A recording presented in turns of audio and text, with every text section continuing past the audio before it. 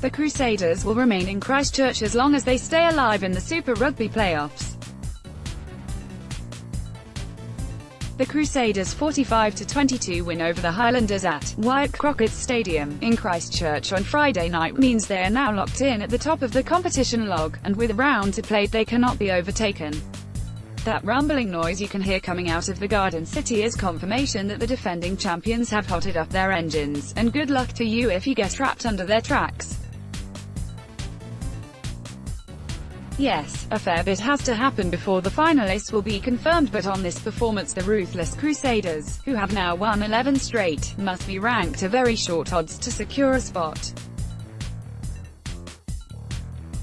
They scored 5 tries, they could have had a couple more if their execution had been better, and first 5/8 Richie Mo'unga kicked 8 of his 9 shots at goal to collect 20 points. All round a memorable night for the locals.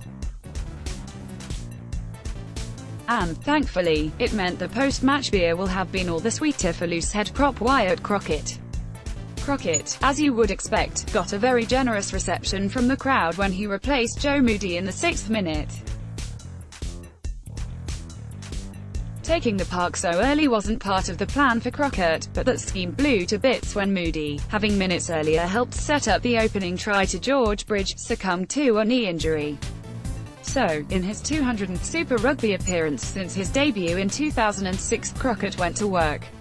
Moody, however, will be in a darker mood. He has endured a yo-yo year, having had to earlier fight back from a major shoulder operation, a broken finger and suspension. All Blacks captain and number 8 Kieran Reid, in his comeback game after a back operation in December, would have been satisfied with his 49 minutes on the track.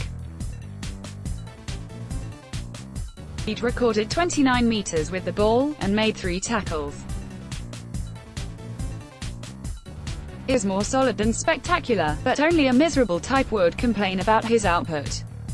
This was exactly what he would have wanted, and he should be good to go, once again, against the Blues next weekend. If anyone at the ground had elected to run for exit gate at halftime, they must have had a cracker of an excuse. Either that or they were bonkers. Because the opening 40 minutes fair bulged with action, 5 tries, 3 scored by the Crusaders, and all will be worthwhile revisiting on the highlights reel in the days to come. The Highlanders, such a rabble when they surrendered so meekly in the first half of the game against the Chiefs in Suva the previous weekend, proved to have giant tickers.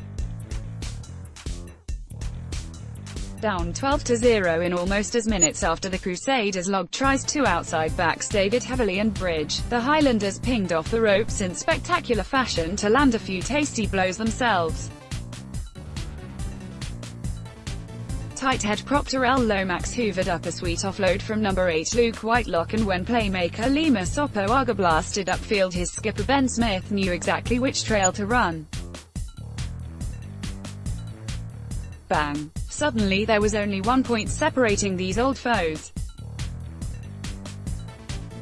That was until Crusaders lock Scott Barrett finished off a terrific movement right on the halftime bell, with his side heading for the halftime sermons ahead 25-17, and on it went. 6 minutes after the restart, both sides plucked more treats out of their goodie bags. Then the Crusaders put down the hammer. Game over.